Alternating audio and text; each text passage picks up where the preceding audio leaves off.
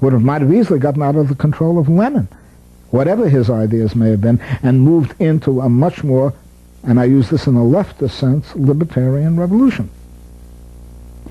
The second thing that reinforced the Bolshevik Revolution in terms of its popularity and the amount of knowledge and study, whole institutes and libraries, and I don't know how many hundreds of thousands of volumes exist just in English alone, for all I know, about the Bolshevik Revolution, is the fact that they established a power, a nation state, and they called it the Union of Soviet Socialist Republics.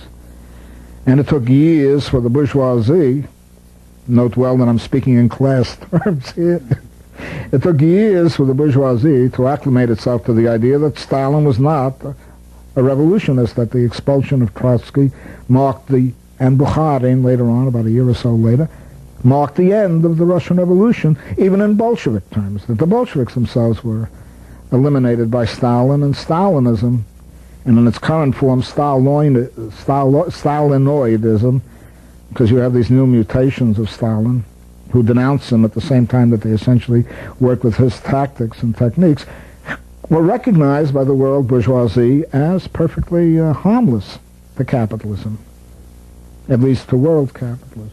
Thus, Russia was invited to join the League of Nations, which Lenin denounced. And thus, Stalin went ahead and not only joined the League of Nations, but simply sold all the communist parties of the world to their respect, with the exception of Asia perhaps, to their respective capitalist classes, with the one difference and caveat that whenever Russia needed them for other purposes, they were used for other purposes. The Spanish Revolution remained a total secret. So much so that a United Press reporter, who in no sense of the word could be called an anarchist, wrote a book called The Graham Camouflage.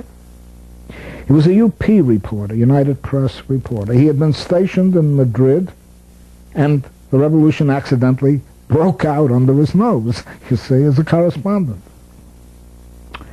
And he had a deep intrinsic honesty about him, even though he was in no way sympathetic to the left, okay? Nor can I say for the right, I don't know, but I know he was not sympathetic toward the left. And I talked to him before he died over the telephone for over 3 hours or 2 hours, because I was preparing for another volume on Spain. He provocatively put in the remark, and I just wish I had this book right before me, but I'll try to give you the best rendition my memory allows, that the Spanish Revolution was in many respects much deeper than the Bolshevik Revolution, and has, what amounts to a conspiracy of silence, been concealed in its full scope from the general public.